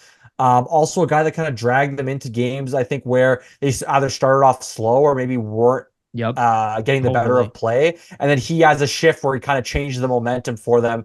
And a lot of that came shorthanded, right? Again, a really great shorthanded season for him. I think he led the league in shorthanded goals, if I'm not Yes. mistaken. Yes, he did. So Five. another factor where if you're one of the team's best players and you're scoring shorthanded, typically that's going to be a huge momentum booster for your team that's on a penalty kill that really shouldn't be scoring in that situation. And he's able to kind of flip the table for the Flyers in a lot of different scenarios. So connecting for all those reasons gets an A- for me. And I think the trajectory of his career, I wouldn't be surprised to see him do even better next season. So Yeah. No, I honestly I don't really have anything to add. I think you nailed it. Those are exactly my thoughts. The injury and all that. I think his effectiveness on the PK alone keeps him in the A category. How good he was on both ends of the ice this year. Like you said, he drove the team a lot of nights, especially in the second half when Sean Couturier was kind of falling off. TK was still TK. And I think he has entered star territory. Again, it's easy to downplay him and say, "Oh, he wouldn't be a top line player on a legit playoff contender." Bullshit. I don't think that that's the case at all. I think he has entered that conversation. He is only 26 years old. He is entering his prime right now. An A- for me as well. And I think if he didn't slow down from the injuries, if he would have been a point per game, it's a straight up A. Like he did every single thing we wanted from yeah, him agreed. this year. Some mild struggles, but overall, really, really was the face of the franchise all season long. And if you have anybody to kind of build the team around right now without adding Michkov, TK is the top of that list, right? And we have some other players, but I think like really TK Forrester, those are like, and we'll get to some other Tippett, those are the guys where I'm like, there's no reason to even think about moving these guys. Your wings Yeah, are now especially based on their past locked. performances Yeah. this season. So Yeah. You're good on the wings. All right, number 11 on the list, Scott Lawton. I gave him a C plus. His at times phenomenal this year. Like really some at moments he really rebounded really strong. I can only give him a C plus because he had such a mediocre period in the season. Maybe it's worthy of a B minus here even to some degree. But Scott, it's just he had such a great season the previous year. I guess I expected a little bit more consistency from a guy at his age. Being the fact that he's like 30 years old. He's a leader of a team. I thought he did a lot of great things this year. But I expected a little bit more. So I keep him as C plus because I think he kind of struggled at the time. Maybe he deserves a B minus. I think you can make that case. But I'm going with a C plus. yeah, so for me and Lawton, it's a pretty similar situation. Like it's a consistency factor. I think at times, like you said, Yariv, like played real well. But just the fact that he wasn't always kind of playing to that level that we saw at certain points is what made me give him a C. Yeah. So I'm a little notch lower than you. But just to point out the positives first before I go into the negatives, like I think there's a crucial point in the season where he really stepped up. Like for example, in February, right? Like he had 10 points in February in let's see, in 10 games. So 10 points in 10 games in February. And then in March, he also had 7 points. That's 17 points combined in March and February. He really stepped up during those crucial months where the Flyers are kind of in that playoff race, in that playoff hunt, trying to like stay afloat and continue to be competitive. What really was the factors that made me give him a C is just like you said, consistency. Like to start the season, he did not look like the Lawton from last season, at least from an offensive standpoint. He kind of came on offensively a lot later in the season. Um, point being, he only scored his first goal of the season on November 3rd. So, like a month into the season, he hasn't scored a goal yet. You expect from a guy who's one of your leaders, a guy that's kind of setting an example for you on the ice to be a little bit more consistent in the offensive standpoint. But to that point, you also have to look at the defensive prowess. Like the penalty kill, I think without him probably is not as good as it was. So you have to acknowledge that as well. But yeah, I just think, I expected more from him, more consistency just from a game to game basis. Like there were certain games where you didn't even notice him really on the ice, where last season I would say that you kind of noticed him every a night. lot Yeah, more every night. Yeah, and maybe we're being a little too hard on him in the sense that, he played a lot more minutes last season, was playing up in the lineup, so maybe with better players, that's why he was more noticeable. And maybe that's why we were expecting that. But still, I think he did, lack a little bit in the consistency area. But yeah, that's why I gave him a C. And he also didn't match his point total from last season either. He had 43 points last season, 39 this season. So although close, didn't end up hitting that mark. But all those reasons are why Lawton gets a C from me. fair enough. Um, All and right, then Nick. next up is Oli Lichel. He also gets a C from me. And not to say that he played poorly or anything. I just think that I didn't really see enough from him on a nightly basis to give him more than a C.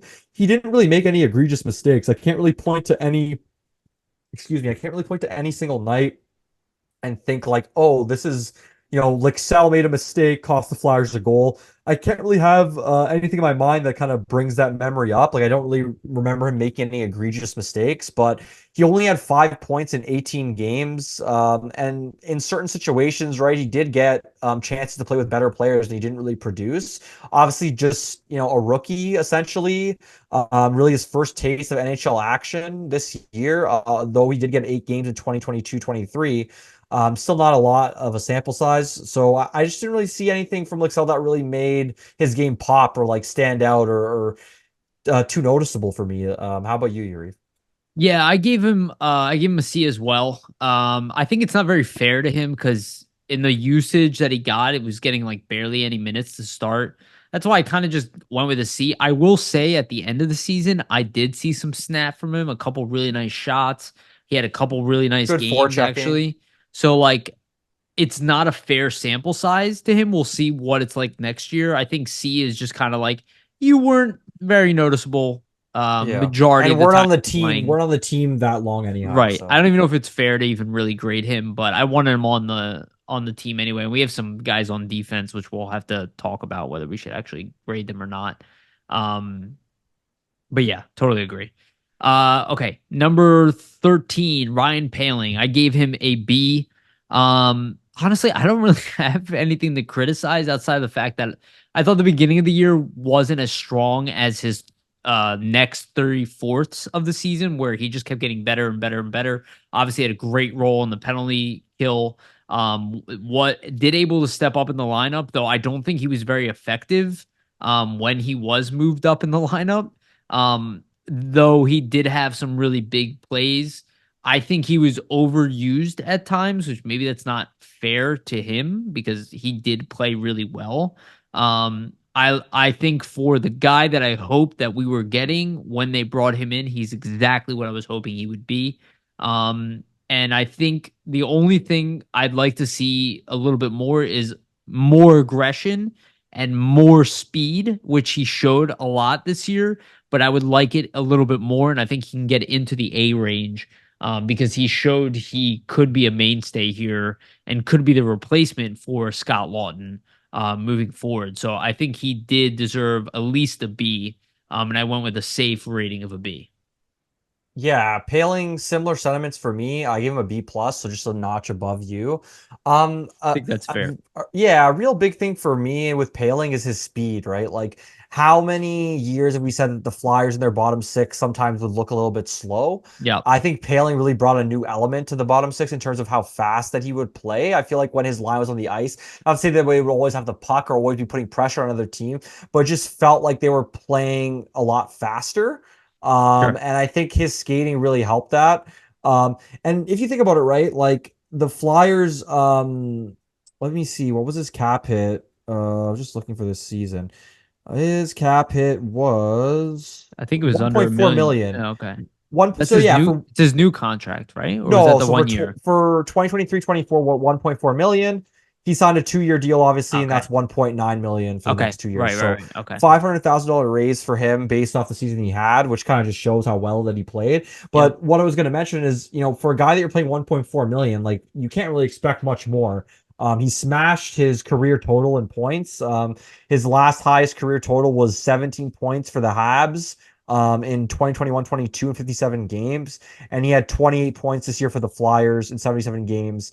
Also career high in goals and assists, so 11 goals, 17 assists. So I think just factoring that all in, that is a big thing into the B plus for me. Also, just the penalty kill prowess, right? Like I said, the Flyers were really good in the penalty kill. He played a lot of penalty kill minutes. He Yeah. obviously had a hand to play in that, and I think I'll use what you said like to kind of his benefit. I think there was definitely points where he was playing way above where he should have been. I think ideally you want him on the fourth line. You could probably play him on the third line if he's playing really well or like on a hot streak. Yeah. But there was points where he was playing on the first line, second line, where I'm just like, where's Sean Couturier, right? Yeah. And I think in those times, though he handled himself well, like similar to Farabee, similar to a lot of the other guys I gave higher grades. I didn't really look at Paling on any given night and say, oh man, look at this egregious like turnover, No, egregious mistake absolutely that not. he Yeah. made. And he was consistent in that regard defensively, where he was never kind of making that backbreaking mistake that would kind of kill you. So that factors into the B plus for me. Plus, also just his offensive prowess. Like I didn't expect him to get 11 goals this season. So Yeah. Very, very fair. All good points to go even above my grade. All right, last one on the list. yeah. So last one here, we have Owen Tippett.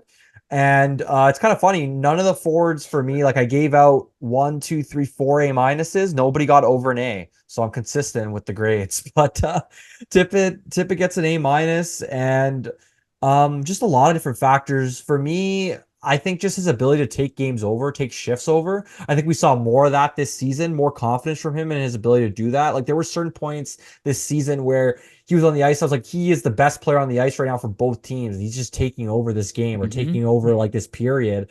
And I think that's a big reason to the A minus. Also, I mean, he surpasses last season's goal total, albeit by 1 goal, but still, it's a career high with 28. So he's continuing to, rise on a year by year basis in the goal department. Also surpasses his best in points. Last season had 49, this season 53. And this is with a terrible power play, right? Like if they even have a decent power play, I'm pretty sure he's at a 60-point season. So I think for Tippett, and like I just like how many posts did he hit this year too, right? Like I could just like remember this guy was ripping a ton of posts. Like I think there's a real possibility that he could flirt with the 40 goal mark at some point in his career, just with the shot and Sure. everything. But yeah, the way he played the season, I think you have to give him an A minus. That's my perspective. I went with a B plus, though I do agree with everything you said. I think the cold streaks within there are what stopped me from giving him an A, though I do agree. Lots of posts, lots of dynamic. The reason that I docked him and Frost for a similar thing. I just expected more on the power play from those two guys. Fair enough. Yeah. Um, he did again. I don't know if that's even their fault. I still gave him a B plus. Like I'm not saying I thought and also the fact that he did not really exceed the previous season offensively. Like he could have, he was like on the brink of that, but failed to hit the net at times and things like that. So I'm docking him. I'm being a little bit of a stickler. I did love his season in a lot of ways. I wanted like a little bit extra. I felt like he would speed up and then kind of slow down a little bit. I think he's still kind of similar thing to Frost or Farabee, where it was like at times you were like the best player on this team. And then on other times where I was like, where are you right now? We could use you. And I just mean offensive because there are times where he was absolutely explosive. And like you said, Vasili, like there are times where he looked like the best player on both teams. And I'll never forget that skate up the ice where he clocked in the fastest skater of the season. And you're like, damn, this kid really has it all. And obviously that spinorama goal that he had, he still has star potential and he earned a monster contract because of it. So it's pretty good. All right. So we'll grade the offense overall. I didn't specify this with you earlier, but this is just 5-on-5 offense, right? Because we're gonna do power Yeah. play.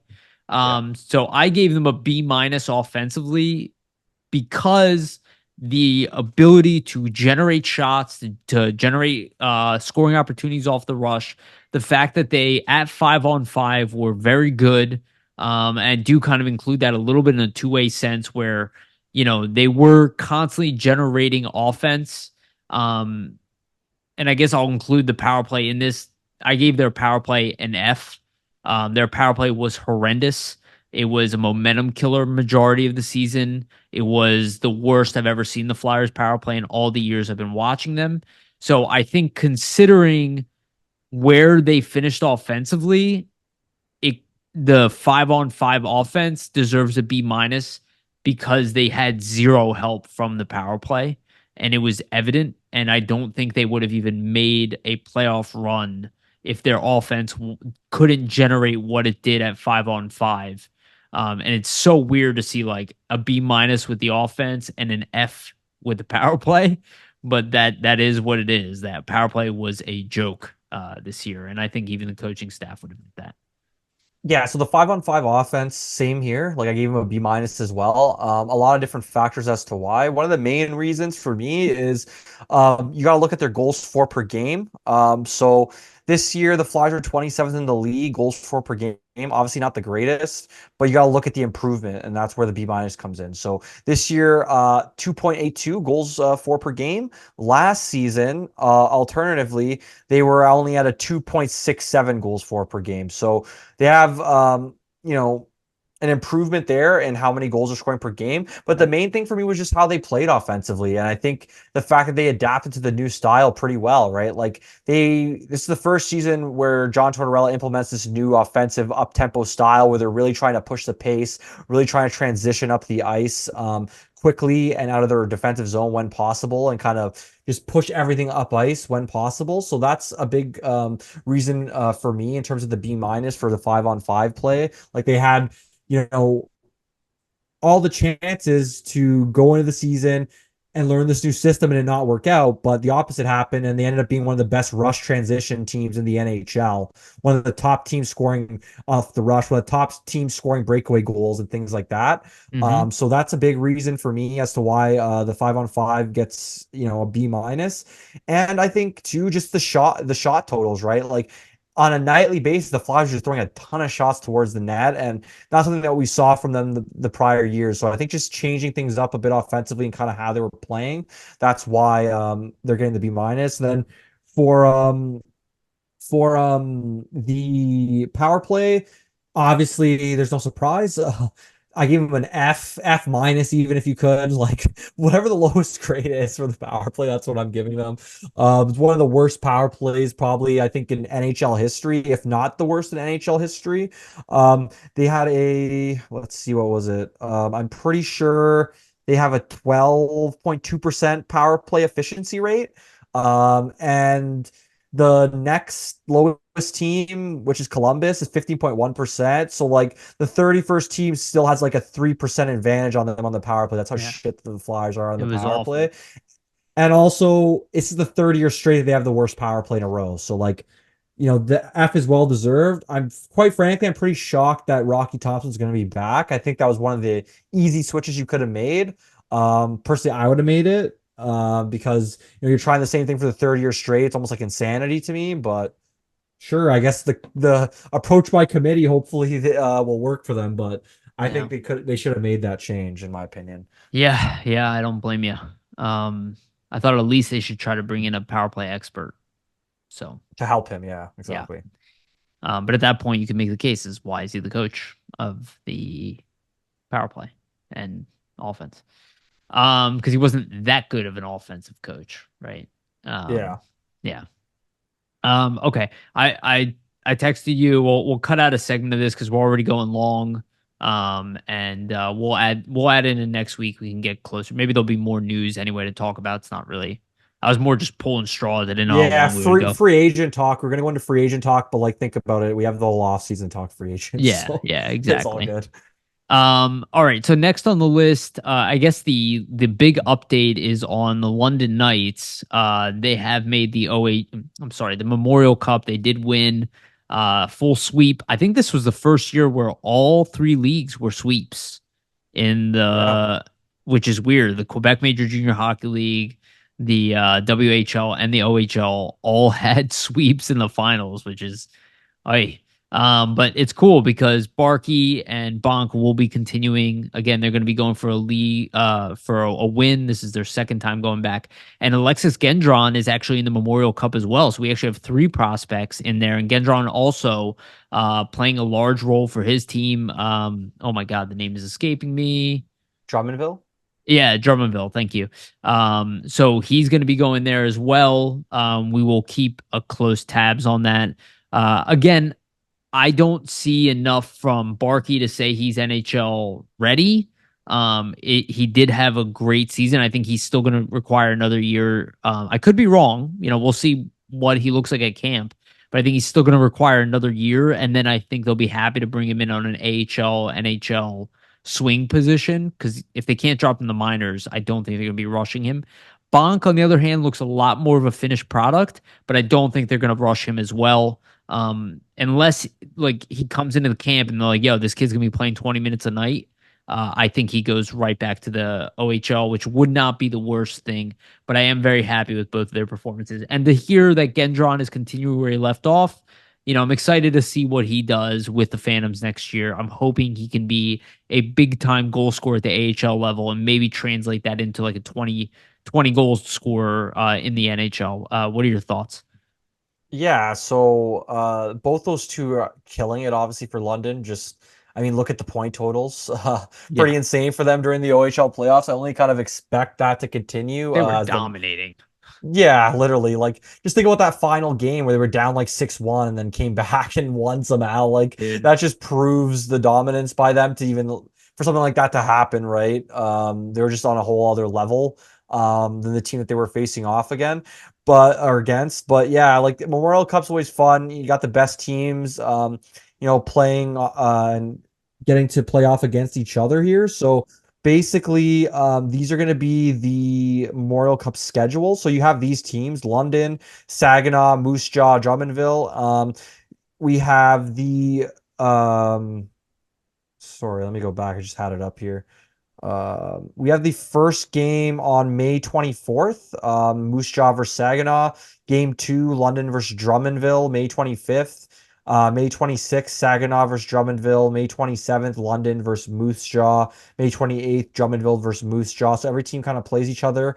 And then from that point, there could be a tiebreaker game on May 30th, and then June 1st semifinal, June 2nd final.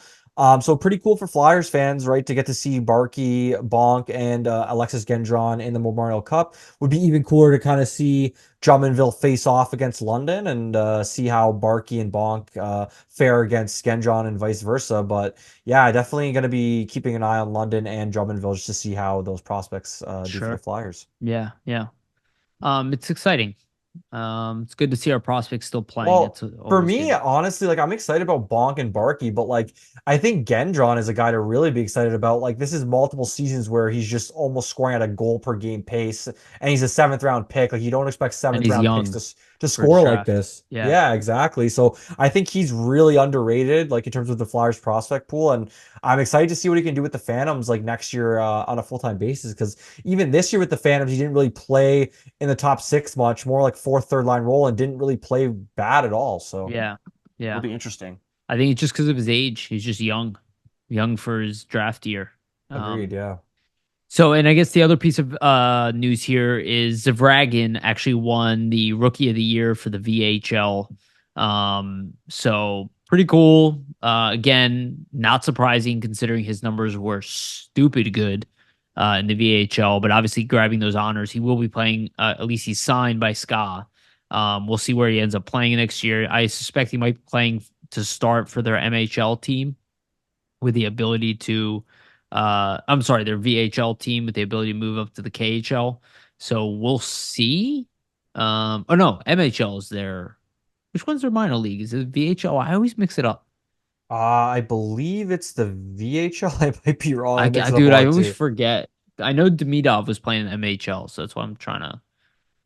Anyway, I could be mixing it up, but anyway, he's probably going to be playing the minors. Maybe he gets loaned out, but hopefully he does play for SCA. I mean, he is Steve Kornianos has mentioned it on here that Tretiak from Russia, the all-time great The goalie legendary, guru. Yeah. yeah, I mean he was is extremely high on Zavragin. So Yeah, his so we were right. pedigree in Russia is high. Go ahead. MHL's like the junior league, VHL's like the AHL. Okay, so yeah, I suspect he will be playing in the VHL again next year with an ability to be loaned. Again, he's just super young. I mean, he's going to Yeah. be 19. And like we'll see, like we looked it up last week, right? Like the other goalie that he would be battling with for that backup spot's around the same age. I think maybe only a year older. He's like So who 21 or knows? something. Yeah, so it might be like a performance thing, right? Like if Zavragin goes in there and totally lights the world on fire, why I can't see why Scott would be like, oh, we don't want him as a backup when he's playing way, way better. Oh, why would Obviously, you they look do at that with Michkov. Michkov? Yeah, no, Yeah. fair enough. That's a good point. But I just look at like the fact that Rottenberg picked him for that under 25 team. They're obviously aware of his potential, Yeah. skill and just like everything that he might be able to contribute to them from a goaltending perspective. So Yeah. it'll be interesting if he does get KHL games. I'm real interested to see just how he fares and like if he continues a strong play because at this point, at all levels, he's kind of just been like phenomenal. So Yeah. we'll see how it translates to the highest level in Russia. Yeah. Hell yeah. All right, let's end on the final topic and just we'll do a little closeout here on the playoffs. So we're down to the final four. The Eastern Conference is the Florida Panthers and the New York Rangers. They are playing as we record this tonight. The game should be starting any minute, actually. Yeah, I think a Um, couple minutes away actually. yep. And then the Western Conference is going to be Dallas and Edmonton. Again, Edmonton 1-7, Dallas 1-6, the Rangers 1-6, and Florida 1-6. So all pretty competitive. I think all four teams could win the Stanley Cup at this point. I To say there's really a favorite is kind of difficult because you can make a case for almost anyone. I guess at this point, without watching these teams play each other, my guess it's going to be Florida Dallas. Having said that, Edmonton's got the best players, with Drysdale and McDavid. But the other three teams are deep, very deep Way teams, and deeper than Edmonton. Yeah. three elite goalies, which also is an X factor. I saw how high Edmonton was actually like the Vegas favorite, or at least one of them. I was a little surprised about that. I don't see Edmonton as like I don't know. I think the fact Vancouver even gave him as tough time as they did. Um, I mean, Yeah, Vancouver's a really good team, but but they had Seelovs in net, their third right. string goalie. And Like, they're not to say missing he didn't. Besser and lost by one at the end. Yeah, not to say that like Vancouver didn't put up a hell of a fight because they did, but I just think when you have the two best players in the world, arguably in Draisaitl and McDavid offensively, you should be able to light up a third string goaltender.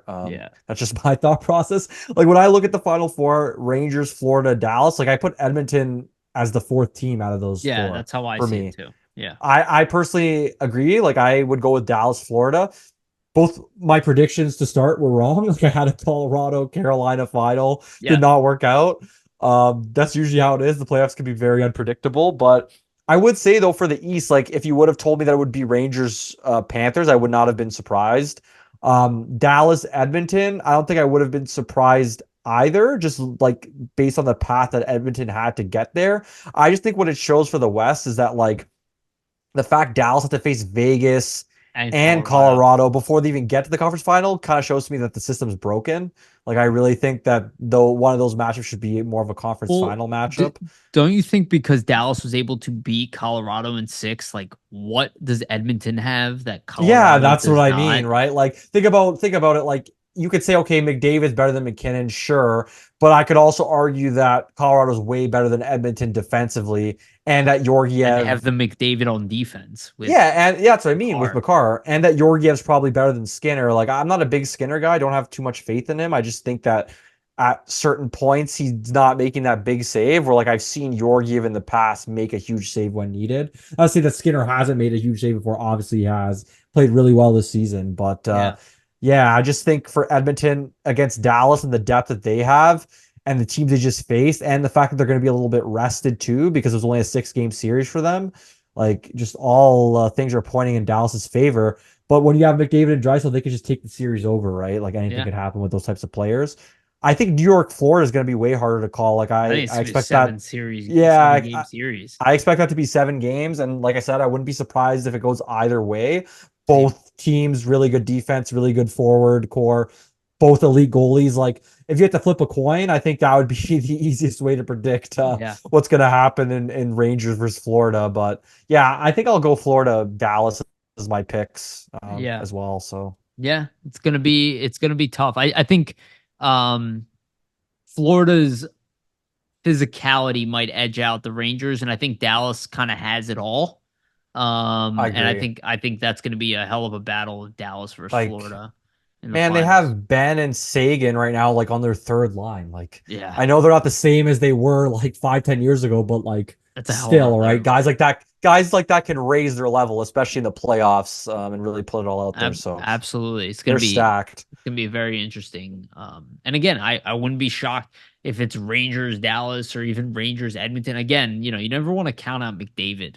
You No, know, you don't. because you don't know. I mean, the guy could end up taking over a series. You could just pop off. Yeah, I just totally. usually find that in hockey, it's not the team with the best offense that makes it to the finals. It's the team that has the best two-way game, Yeah, the best has the depth in deepest. all Yes, areas, right? yes, Like, and that's why I say Edmonton will be tough for them because I just look on paper like Dallas beats them in offensive depth, beats them in defensive depth, and beats them in goal. Like, there's no way. yes, There's nowhere I look on paper and I'm like Edmonton has the advantage. They have the advantage in superstar skill, maybe if you want to look at yeah, it that way. Like elite players, sure, yeah, but they can't match three lines right with Dallas right now, in my right, opinion. yeah. And I think if they had trouble with Vancouver, who would have also lost to Dallas, or Yeah. Colorado, or Vegas, that's the thing is I think Vegas and Colorado would have beaten Would have beat Edmonton as well. Vancouver Yeah. or Edmonton. Yeah. So it's again, this is all, we don't know. We could be absolutely wrong, but I just think Colorado's a better team than Edmonton. Having said that, if you really look at Edmonton's second half of the season, I mean, they were lights out. I Yeah, I mean, bet but one of the regular top five season is teams. also, Tampa Yeah, Bay was also lights out in the second half of the year, and they lost in 5 games to Florida. So, um, very true. all right, let's call it on that one. Anything you want to add? No, just draft content's gonna be ramping up for Flyers Nitty Yep. Gritty as a whole. The site had, a great interview with Cole Iserman, that Jamie Basco had up last week. So go give that a read if you haven't. And even more draft content coming your way throughout the weeks here. We're gonna have Steve Cornianos on just a week before the draft and a week after the draft to break down what happened. So we're gonna be ramping up talking all things draft here. Cool. Yeah. Yeah. Again, everybody, thank you guys so much for listening. Totally agree. We're gonna have Steve coming on and more exciting stuff coming. So definitely, make sure you subscribe. Make sure you hit the notification bell for notifications to know when episodes come out. Follow us on iTunes and Spotify. All of that is incredibly helpful for us. So it's the best way to support our show. And to those who have done that already, thank you all so much. You guys are amazing. And also shout out to our sponsor, Jim Steaks at 4th and South. Make sure to go get yourself a cheesesteak from Jim's. Again, they've been open since May 1st, reopening, new layout, same great cheesesteaks. Go check them out. And then Summit Public Adjusters. Again, you can reach them at 215-752-0560. Again, thank you everybody for listening. We love you. And remember, always stay